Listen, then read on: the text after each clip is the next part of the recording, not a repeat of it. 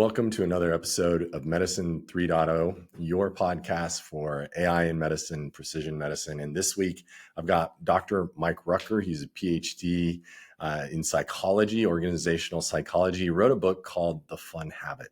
And this was such an interesting conversation because many people, when they think of fun, they think frivolous. And what Mike teaches us is you can just make everything in your life a bit more fun and enjoy your life that much more. And I think this was such an interesting conversation. I hope you enjoy it. All right, Mike, welcome to the podcast. Thank you so much for having me. All right, so let me start with my question that I ask everyone. Tell me how you got where you're at knowing what you know. So my research interest has been this idea of fun.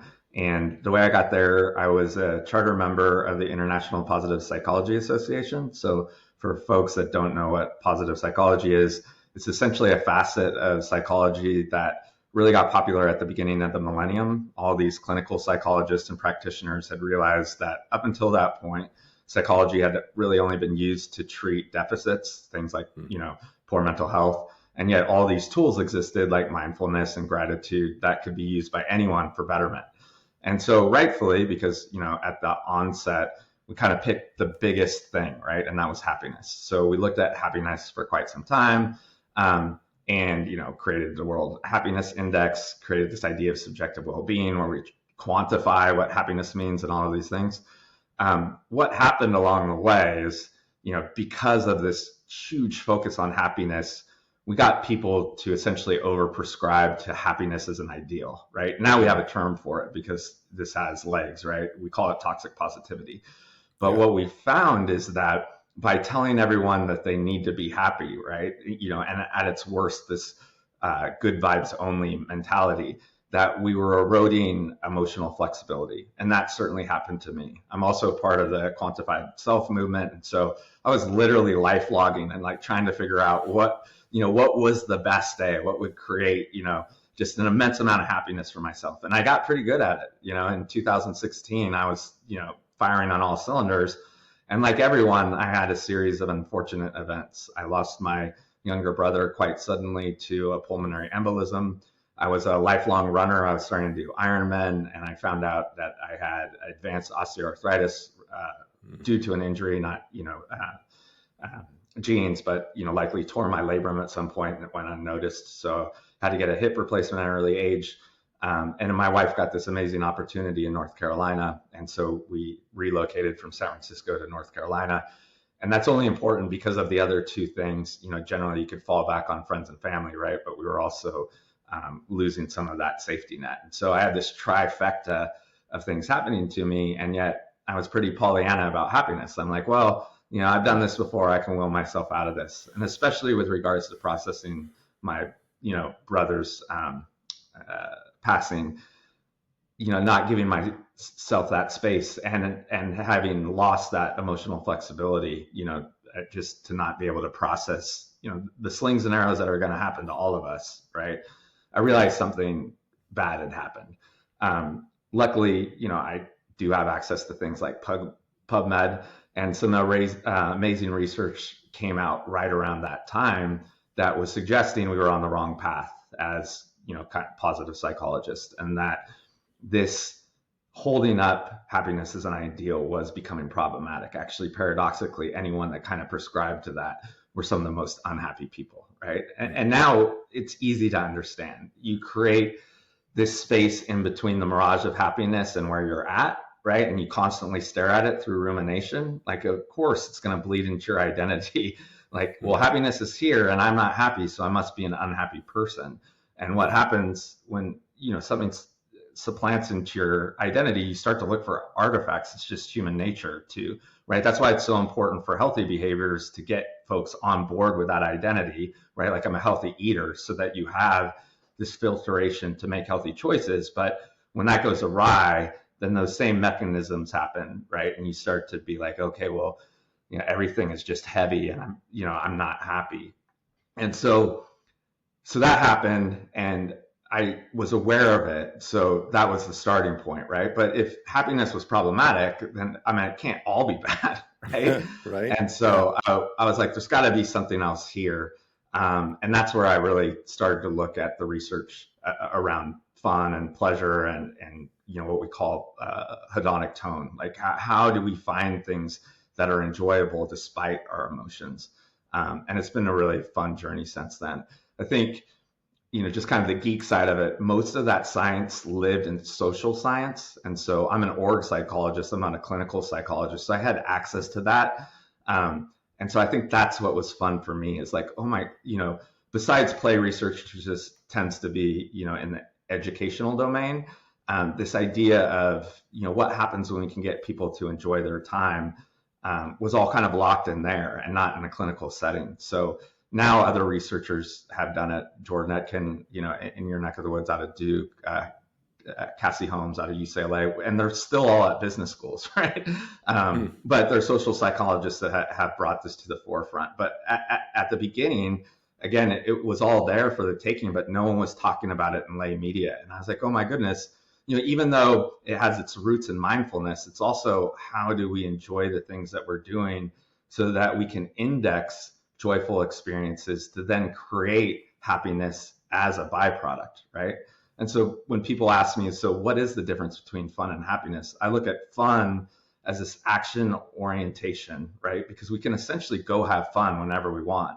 The first time you and I connected, just taking it into nature, right? That was much more enjoyable than sitting in a conference room. And that was a deliberate choice, right? So there is something where we made an effort to have more fun in our first, engagement, where so many people just, it's easy, the conference room's around the corner, let's just kick it there, right?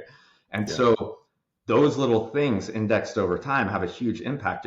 We generally never think about them because we're not deliberate about those choices, especially as we get older, right? And we habituate our behavior.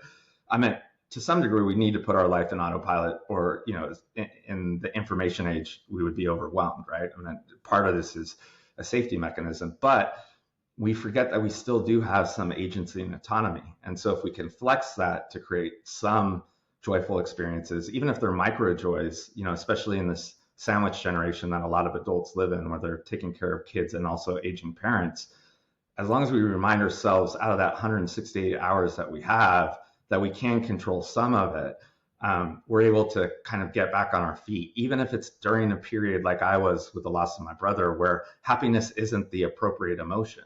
But, finding joy in the comfort of time with my best friend, making sure that my kids and I are doing things that, bring joy so that everyone benefits, through something like social contagion, rather than just, drowning everyone along with me. Those are important choices to make. And I think that's why this idea of fun, as trite as the word is to a lot of people, has become, important for us to discuss. Yeah. I'm really excited to dig in on the idea of looking for fun, making things more fun.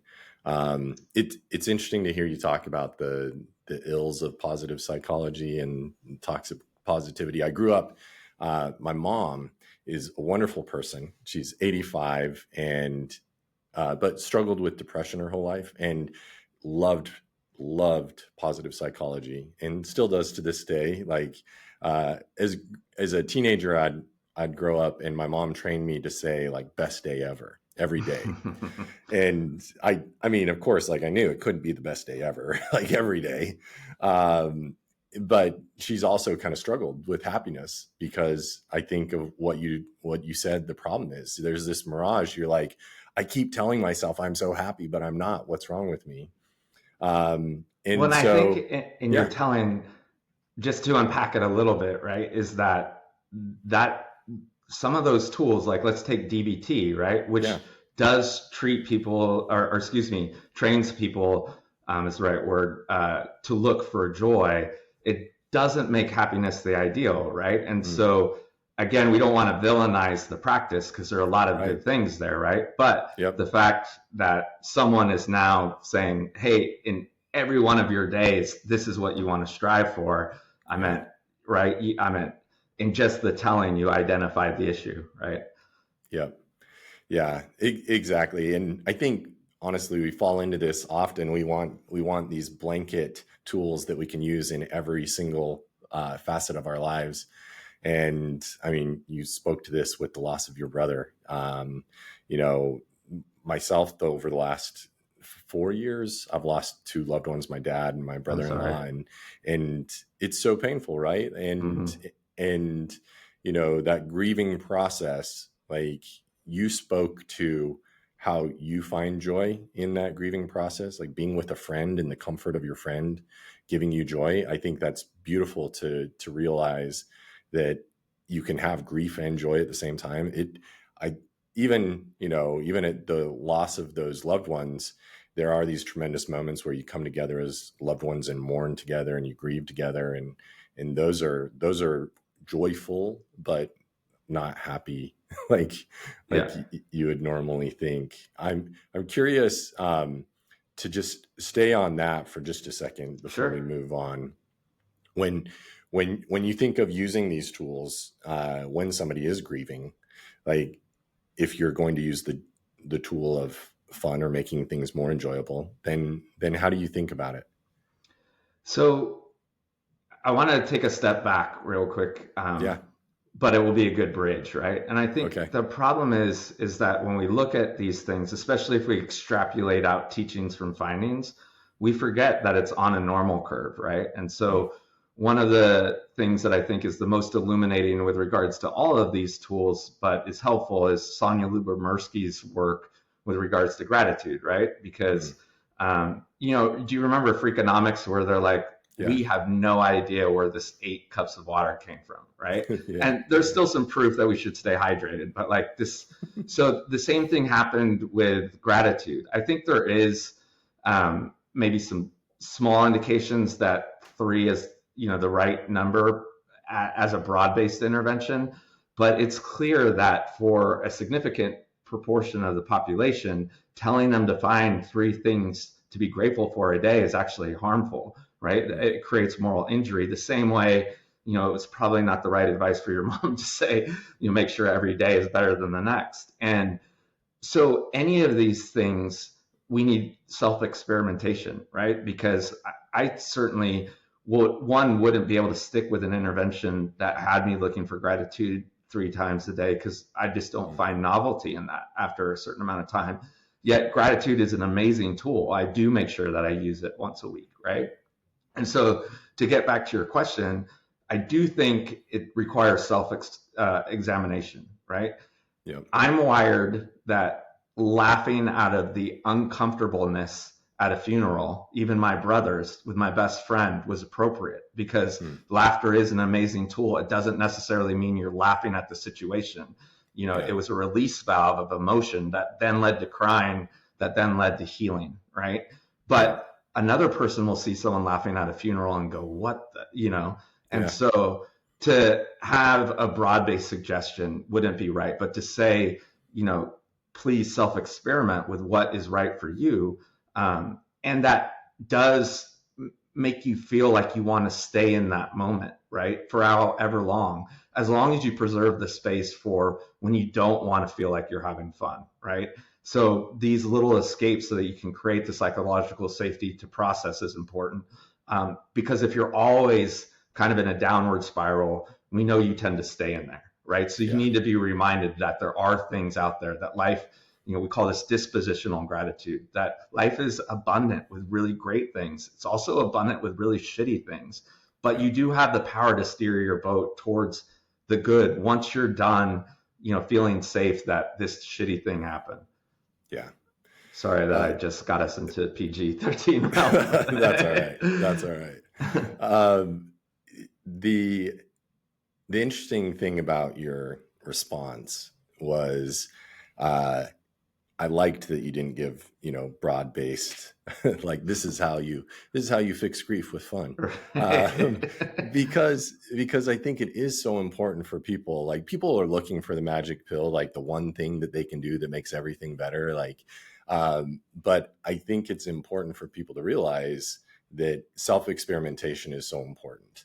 And this, I think, leads us perfectly into, uh, kind of where you went from 2016 till now in your exploration and even your book. So let's talk about that. Let's talk about the self-experimentation needed to understand fun and how to have fun and where to use fun in your life. Yeah, so it begins simply by becoming aware of how you spend your time, right? Because so many of us have habituated our lives. This is something that I love to talk about when I'm on a health podcast. One of the things that I found so interesting is one time we were looking at providing some contextual awareness of how people were using our gym equipment. And so we had monitors, people opted into this. And when a piece of equipment, especially cardio equipment, would break, we had multiple members go to that piece, even though there were pieces that still worked on the left and right. And if their machine was broken, they would leave. Like, that's how habituated we are. And then when we would call them out on it, they go, I didn't do that. No, you did. And they're like, oh my gosh, I did do that, huh? I just love that machine. Well, it's no different than the machine next to you, right?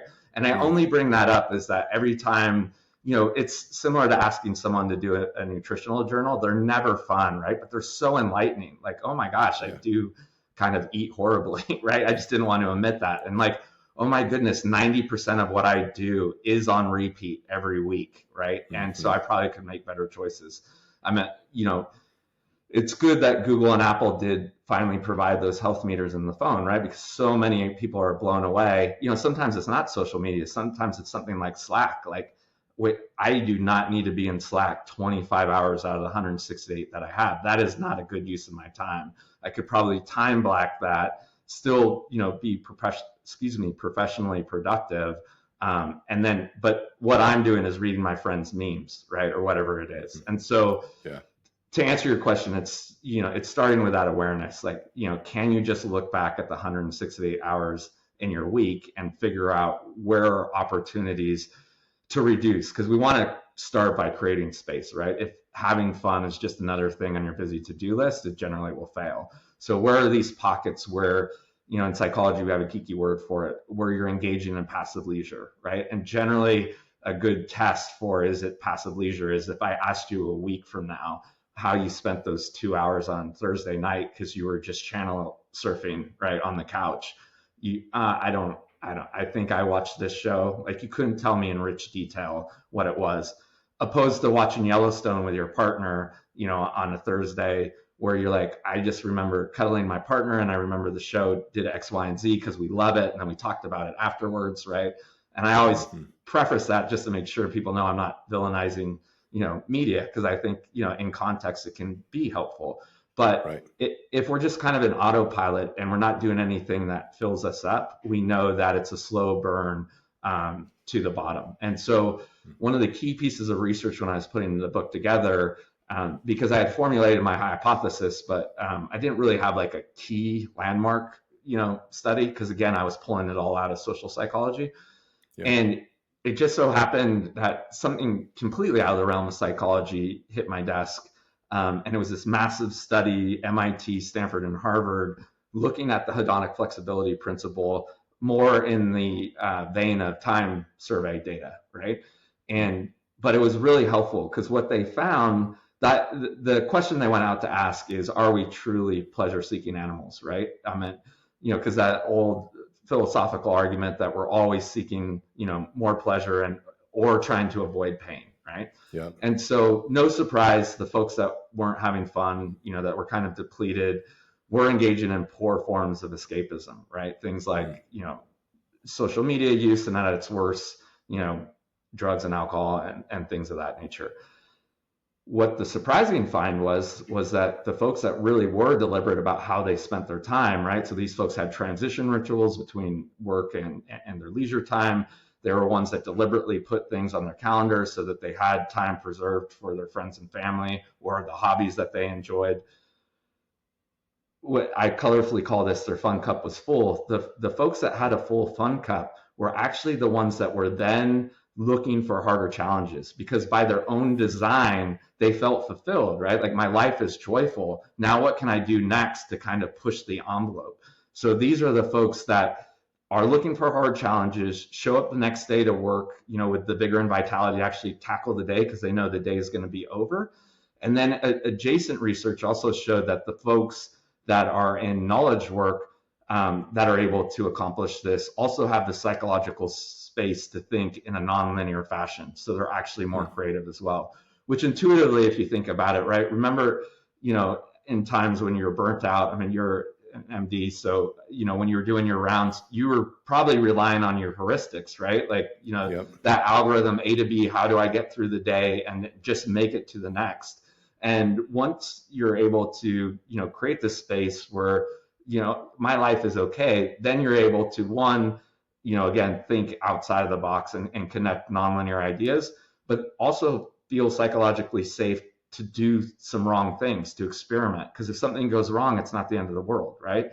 But when we're feeling depleted, oftentimes those failures seem so much bigger. And so it has this whole host of benefits. But if you're not engaging in that, right, which a lot of us aren't, especially again in the sandwich generation, then we're just in this I have to do mentality, right? I just have to get through the weekend and then I can get to the next, instead of I get to do, which is just, again, not just conjecture, a better space, but empirically validated that, once you get it right, you can get into this upward spiral where like then the work day is better, then, the part reserved for leisure is better, rinse and repeat, until you get it right. And then obviously, just like sleep, when we're trying to correct sleep deprivation, there's going to be a point of saturation where you need to stop having fun, right? And actually, Cassie Holmes out of UCLA did research in this. It's about 5 hours. Like if you feel that you have, like truly hedonic moments more than 5 hours a day, that's when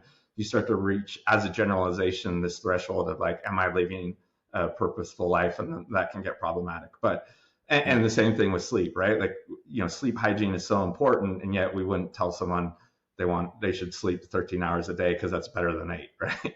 Right. Yeah. So when you say hedonic, help me understand what you mean by that. You and I were talking about this before. And at first, when I hear that word, I'm like, ooh, like, I'm not sure I'm supposed to like that. You and everyone else. And the same thing with pleasure, right? Which is funny because pleasure just means enjoyable, but we've associated pleasure with, adult activities. And so I see people grimace the same way. So hedonic tone in psychology, now we're using this word valence, I think, for that very reason, but valence means less to, the outside world. So it's so valence is just, are you enjoying things? And again, valence and hedonic tone are generally interchangeable, in the literature. But to bring it so that it's accessible to everyone, valence is just a spectrum, right? It comes from emotional science, and it's just the level of, are you enjoying and drawn to what you're doing, or are you repelled and not enjoying what you're doing? And so fun is just the right side of valence, right? The right side of hedonic tone. And so to answer your question, what hedonic means is, are you enjoying the things that you're doing, or are you repelled by the things that you're doing? Okay. That's helpful. And valence, I know from like chemistry and things like that. And so it sounds like also valence is like a repelling or an attraction to something. Is that right? Yeah, that's correct. And of course, what you're attracted to, you generally, you're going to find some sort of, I guess that's why they stuck with hedonic tone, because, I don't know if it's, and all these things get nuanced, right, in literature, but when we're drawn to something, generally it's because we want to do it, right? Yeah. Yeah. So you talked about, 5 hours, and people living from the outside could appear to be very similar lives, but, one group having fun and another group not having fun, and kind of some of the purposeful things people do to have fun. If somebody is, living a normal life to them, and we all, normal is hard to define, but they get up, they go to work, their job is fine, like they make a good living, they like the people they work with, but other than that, it's not super significant to them. They come home, they have people they love at home, but like how would you tell somebody, okay, these are some ways to think about interjecting fun and making your life maybe not appear a whole lot different, but make it more fun? Yeah, and that's a great question. In the book, there's a host of different tools, because again, I think, one way is not going to work for the next. Generally, it starts with, what we call in behavioral science, just premeditation, right? Get it down on paper, because if you get it out of your head, it's more likely to happen. And then just, a coaching principle, if you create options, you don't want to create like a basket of options, because the paradox of choice, certainly does apply, but having better options than you have now is a good use of time, right? Because then you can look at, like, these are things that I at least want to try. You might go out and try them and go, that was horrible. At least you know now that you don't want to do it again. When people are really stuck, maybe they're at a level of burnout where that exercise even seems sort of blasé. What I generally suggest is see if you have a fun friend, because most of us, right, like, social contagion is a real phenomena. And if you see someone doing things that you would want to do, and they always seem like they're having a good time, generally those are the same type of people that do want to lift you up, right? They're making good use of their time because clearly they're doing those activities and have figured it out. And so if you invite yourself along, then generally they'll, you can have a conversation with them and also just have a model of what success looks like. Another tool that's kind of outside of that, if you're not doing it already, is create that transition, right? Because so many of us do bring work home with us. And so it's a tool that people have said once they've deployed it, if it does work for them, has been really successful. And that is, whatever is helpful for you, when you get home, how do you reset? Like, okay, the work day is over, right? And even if that's just a couple hours, because in medicine, right, you guys, I think I shared before we hit record, I'm putting together a presentation for Cone. Medicine invented, the concept of pajama time. A lot of different vocations have pajama time, but it's certainly a term that was, that came up through medicine. And so there might be a time later in the night that you have to go back to work that we can't engineer out of, but if there is no true stop that you're deliberate about, like, okay, at least these 2 hours are going to be for me and the people I love. If you don't have that space, then you can't be deliberate about that time. Because what we know with regards to cognitive load is if you're still thinking about something at work when you walk into the house, your brain's still at work. Even if you're, kidding yourself that you're at the dinner table, right? Your child asks you a question, you're like, what was that again? So that you can get back to what you're chewing on at work. And so preserving that time, again, even if it's only an hour or two, becomes extremely important. And the problem is the upward motion and the downward motion are such a slow burn, right? And so a lot of the times, if we're only doing it for a couple of days, we won't notice the effect. And that has been a bit of a challenge, right? Some of these, positive changes, or quite frankly, the things that drag you down, happen over months. And so again, we had kind of talked about most people looking for a quick fix. I mean, fun isn't a quick fix, right? It's something that you need to sort of integrate and do deliberately. I think the good news is you generally quickly notice, 2 to 3 weeks, like, oh my gosh, why didn't I do this before, right? So as long as we can keep that going, for 14 to 21 days, I haven't name dropped her this much in the podcast for a while, but Cassie Holmes out of UCLA again has, she did an intervention where she just asked people to go into her weekend thinking that it was a vacation. So no other prime, right? She didn't say, preserve some budget or change your behavior.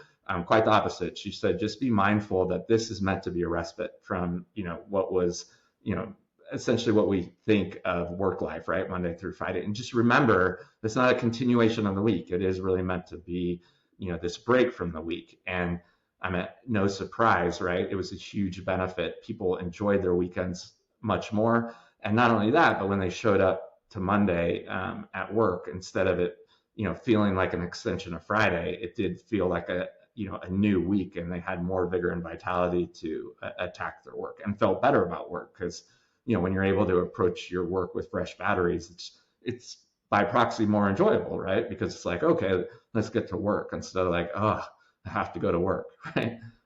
Yeah, I love that kind of framing. You talked about, one of the keys being this transition between work and home and spending time with family. Do you have any suggestions of things that are in the research that you've seen that seems to be like some, possibly good rituals that people do to make that transition? Yeah, again, I think it's going to, be dependent on, your preference, but certainly like a quick meditation, using Calm or waking up, whatever, your app of choice. Some people, they need to walk, because physical activity for some is better than, meditative, depending on, um, some of the most interesting studies I found are from Timothy Wilson out of the University of Virginia. And there's certainly a gender bias here, but for men, we hate to be with our own thoughts. Like, have you seen Timothy's research in this area? I haven't seen So, that. more than half of men would rather have an electric shock than sit with their thoughts for 15 minutes, right? And so instead of like meditating and just, spiraling on what was at work, maybe going for a walk. For some, something as silly as just putting on a hat, right? Todd Herman is who I was trying to think of. He's a coach, Okay. but he was working with a military dad that brought, that military persona. He couldn't spin down, but he realized it was affecting his kids. And so it was as simple as turning his hat backwards. And I actually adopted that, and it worked well for me too, because it's like, now I'm that fun guy, and I'm meant to be the dad, and it doesn't mean that you don't discipline your kids if they're acting up. It just means I'm in dad mode. We're meant to, and so is it something as simple as changing your costume? Is it the reset of walking around the block? Are you the type of person where, you have the type of mind that you could clear it through, a quick 5-minute meditation? All of those will work for some people and not work for others. Awesome. That's great. But let me add one more thing there real quick, because I think it's important, and it falls back more on my discipline of organizational psychology. The reason this really resonated with me is the amount of research in org psych that suggests folks that take their lunch break, how important just that is, right? And you combine it with this research on fun. So folks that are like, my employer doesn't own my lunch break, I'm going to go take it with a friend, or if I'm an introvert, I'm going to read a book, or listen to a podcast, but getting out of the work environment so that it is a break, between the previous 4 hours. Those folks come back and crush the day in line with the research on the hedonic flexibility principle. And so I was giving a talk where I brought this up, not that point, but more just about, creating the space and these breaks. And I remember talking about reframing, and this person was like, man, this resonates with me so much. And she was stuck in the sandwich generation. She's like, I'm taking care of my mom. She's in cognitive decline, so we can't take holidays anymore. But I do have access to what I call holo hours. And I thought that was so powerful, right? Like, her lunchtime is her holiday, right? And so she makes sure that she's doing something that she enjoys, because that's the only space. But she's creating now 5 hours out of that 168, and it's a shame that that's all she has. Hopefully, I haven't checked in with her for a couple of years, but, if that's all you have, at least you've regained that, right? Where, so many of us are just like, I'm victim to my circumstance. So this, I can't do anything. Yeah. I love the idea of taking what you have and using it and being purposeful in naming, like, this is my fun time. This is something I'm going to do for fun. And I think it's like you said, with the example of watching something with the loved one, purposeful entertainment versus passive entertainment, and the difference that makes in your life. That's where, yeah, go ahead. That's where valence, I think, is helpful for folks that, do like that kind of continuum. Yeah. Because what we found is that when you are engaged in kind of unhealthy passive leisure, you can trick yourself into thinking it's fun, because you're getting out of that, you're alleviating to some degree that negative valence, but you're never in positive valence. You're just like, the day was boring or frustrating. So you're able to distract yourself, right, from that feeling, but it's not leading to anything that's filling you up, right? It's essentially empty calories. And so that's useful. Yeah. The spectrum and realizing, yes, you're not on the negative spectrum, but you're not on the positive spectrum. So that's, it's just kind of like blah. Yeah. I'd love to talk more. You recently wrote an article about healthy hedonism. And so I'd love for you to explain that. And especially as people think about, making habit changes, trying to be healthier, how that works. Yeah. So we already kind of gave a nod that, it's funny because I think the word hedonism, automatically gets people to go, wait a second. And so that word in this context is more about hedonic tone and not hedonism with regards to the philosophical sort of teachings, right? And what we found is that with regards to broad-based population interventions, the number one predictor of success is, are people enjoying what they're doing, right? And so I think with regards to short-term interventions, we had always historically looked at how can we have the biggest impact, right? And so I think before we hit record, we were talking about, yes, high intensity interval training can be really helpful in the right context, right? But when you have these things that are kind of hard and you really look at longitudinal data, most people, a normal population is going to attrit from these programs. And so how can we set up interventions that actually draw people in? And now I kind of feel validated because over the last couple of years, some big pieces of research, I think most recently out of the University of Minnesota, have shown that the number one predictor of people staying in healthy interventions is, are they enjoying what they're doing? And so I had this hypothesis because we know the success of motivational interviewing, right? And I think to some degree, that's what motivational interviewing does, right? Have you seen the success of MI in addiction science? Yeah. Like you tie, something that somebody wants to do, right, to trying to change a behavior, and you're much more helpful. So it should be no surprise, right, that if you rig the game in a way that people want to play it, that they're going to stick with it more. And yet we're always looking for the most impact. And so I think we kind of got it wrong, right? And not only that, but also as practitioners, we want to be successful. So we look at what the benchmark is and we're like, how can we get people to this, as quickly as possible? But like, let's take the, World Health Organization's recommendation of 150 minutes. For a lot of people, that's a boatload of exercise, right? And so how do we just get people walking first? I remember when I was first, this was over a decade ago, but really trying to figure out, I'm a big believer in self-determination theory.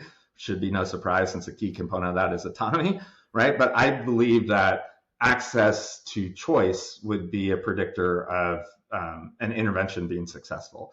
And I was dismayed to find out that pretty much hands down, the best intervention is still step challenges, because the thing is, everyone knows how to walk. There is no cognitive load on teaching people what they need to do, right? Yeah. But I think if you pair that with some of the things that we've discussed, right? Like, how do you create it so they're actually pairing with a friend and you're not putting them in a competition per se, right? Because again, we know that's a very small pool of the population that's going to be motivated by a leaderboard. And even those, if they don't see their name on a leaderboard, are generally going to trip fairly quickly, right? I mean, they'll be motivated to try and get back, but if they never can, they're going to find a different tribe, right? And so, yes, you lower the bar to make sure that you're creating something that people can do, until you get them to a level of mastery. But where I'm going with all this is, I think more importantly, you also rig it so that they want to do it, right?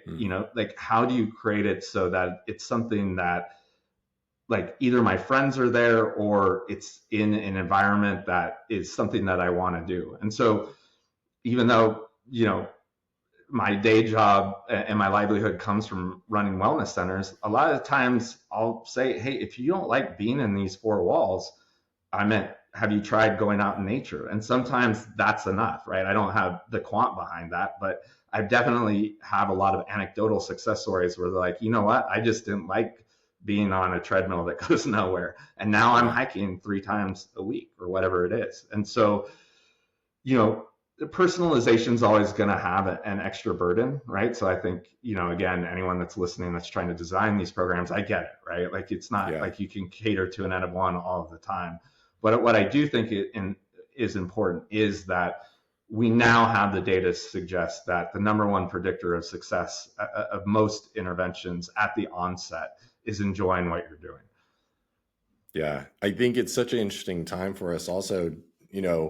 There's this whole new we have new drugs, GLP-1s that people are taking, and they're almost becoming moralistic, where people are saying, well, if people would just eat healthy, then they wouldn't need these medications. And if they would just exercise, then they wouldn't need these medications. And we're going to have a new Health and Human Services and a leader, a new CMS leader, a very interesting time for us from a public health perspective. And you kind of mentioned this, like with kind of a public health hat on. Like if you're developing something with the public health in mind, it's hard to do individual.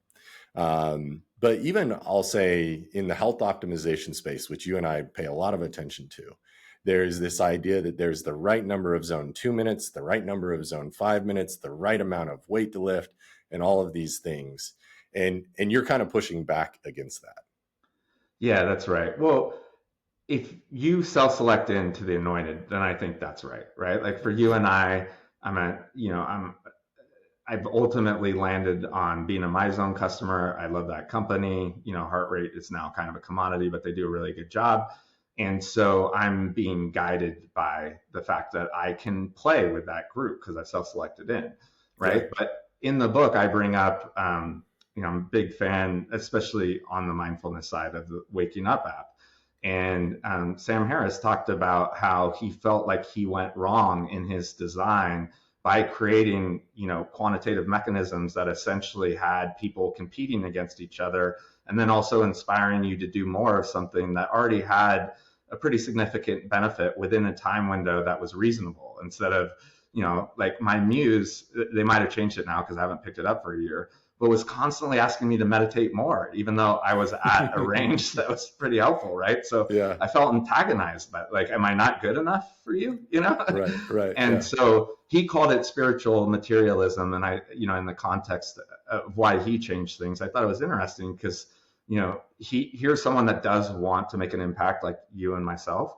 And he was saying, I am making an impact, and now you guys are competing against each other. And so you're doing this for the external reward of saying, I'm a little bit better meditator than you are, instead of doing it because, it's a practice of, inwardness and, connecting with something that is this, whether you're spiritual or not, essentially bigger than our ego, right? And so I think in that context, it's figuring that out, right? Like, how do you create something where you're not necessarily leading somebody to an ideal that's unattainable? How can we create something that is scalable, lowers the bar so we can create the biggest tent?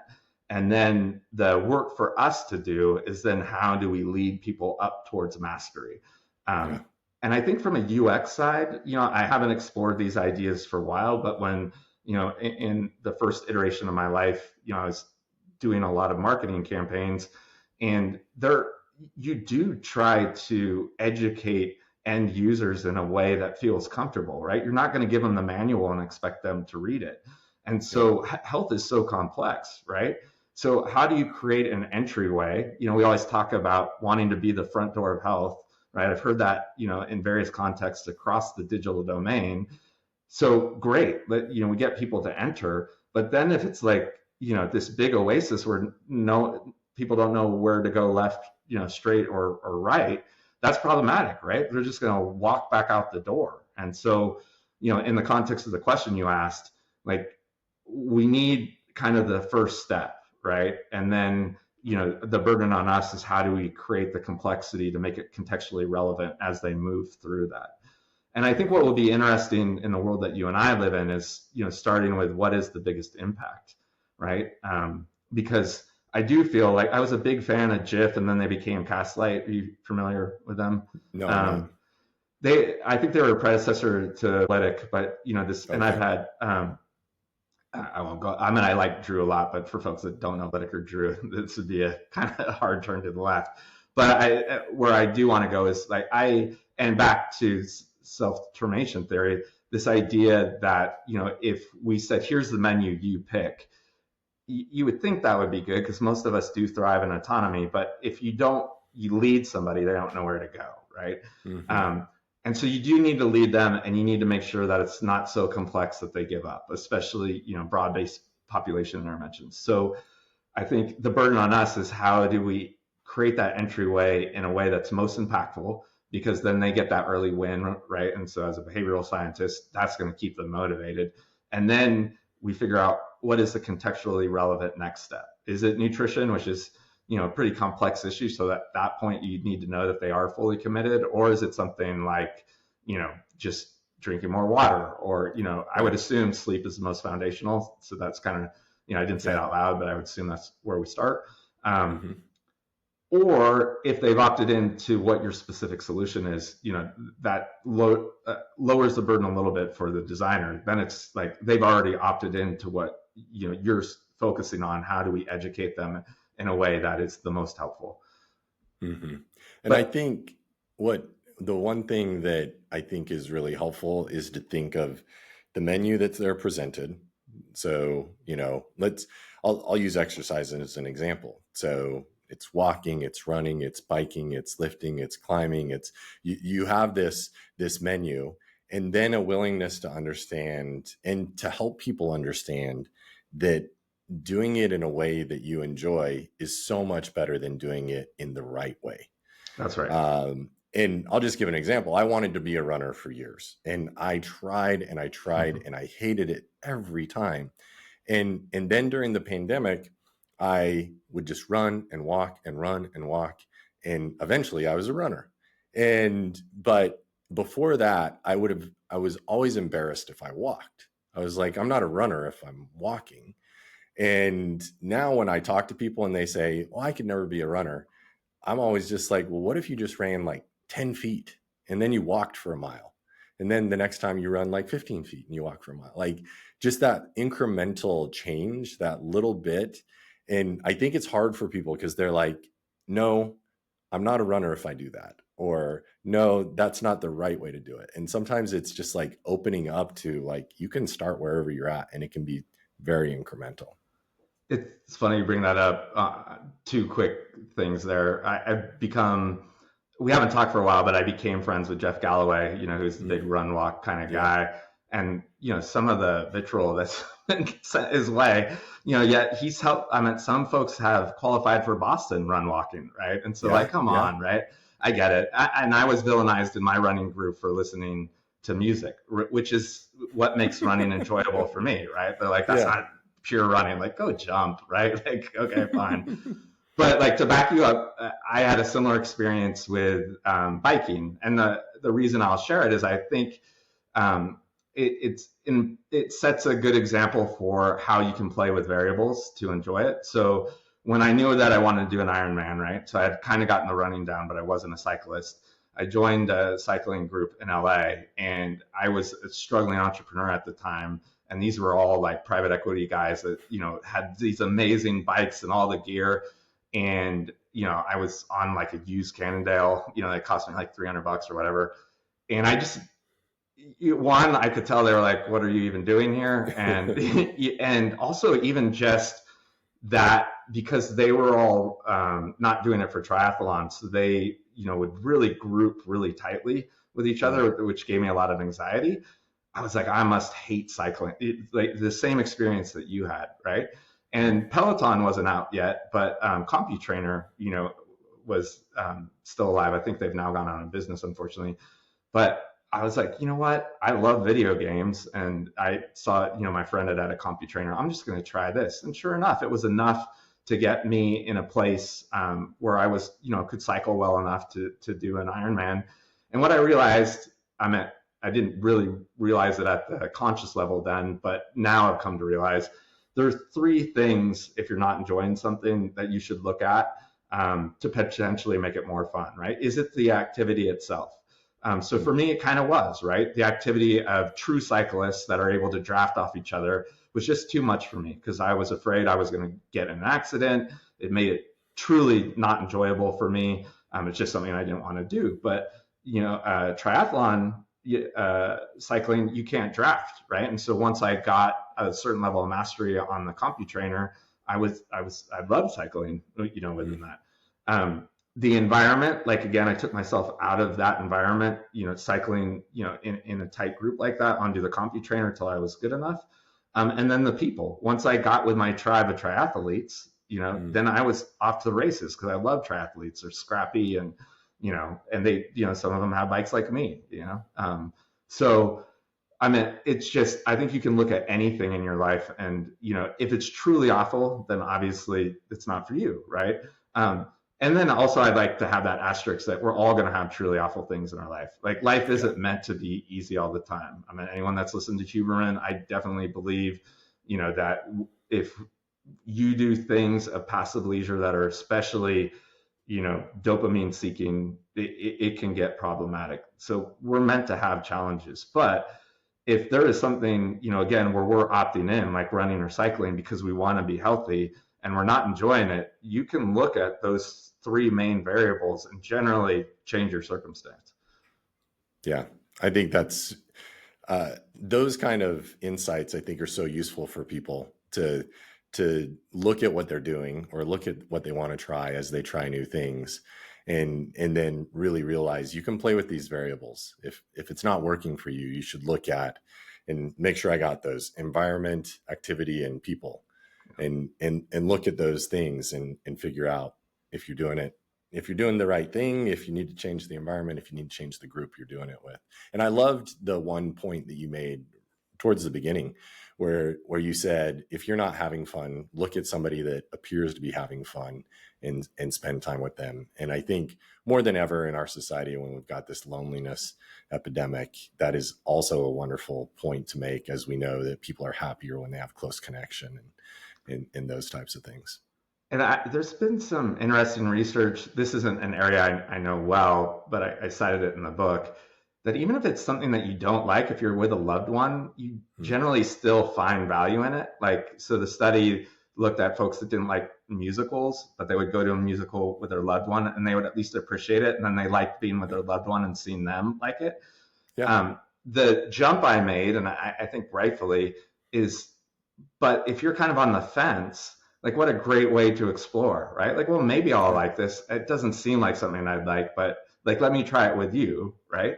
And then if you don't like it, then fine. Yeah. And it's interesting how powerful framing is. So changing that frame from this is something I don't like, telling yourself it's something you don't like, to something that you might like, and how that changes the experience for you. So yeah, absolutely. That's interesting. Well, Mike, this has been awesome. Where can people find out more about you? Oh, thanks so much.